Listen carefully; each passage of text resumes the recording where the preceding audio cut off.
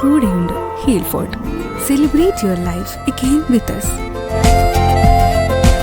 Heal fort hospital, sports injury and joint replacement centre, NH Thrissur road, Kuttippuram. നമസ്കാരം. Kerala news on ടൈമിലേക്ക് സ്വാഗതം.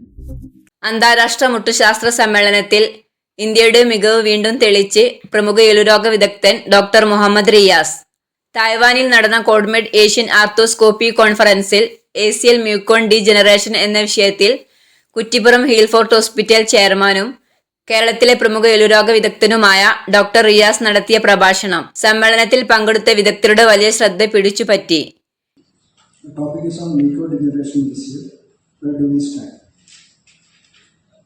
Microdegeneration ACL, that is the hypertrophy due to infiltration of mucoid substances, that is glycosamine glycan within the substance of ACL.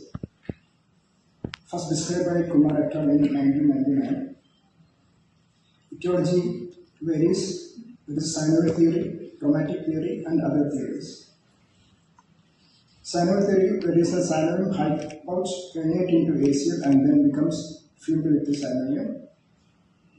Chromatic theory, multiple microtrauma or strain result in deposition of glycosamine glycan. Other theories, that is degeneration due to aging, proliferation from pluripotent mesenchymal stem cells, to meniscal tear and other degenerative changes leading to stretching of ACL. According to Zheng et al., there is a significant correlation between the tibial slope and microdegeneration. Also associated with a decrease in notch index, increase with utility distance, trochlear dysplasia.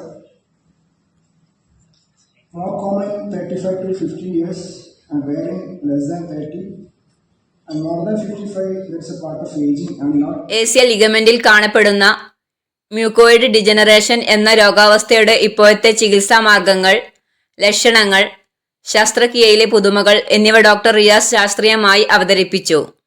ഒട്ടനവധി ആളുകൾ നേരിടുന്ന ഈ രോഗാവസ്ഥയുടെ നൂതന സാധ്യതകൾ ഈ സന്ദർഭത്തിൽ ചർച്ച ചെയ്യപ്പെട്ടു.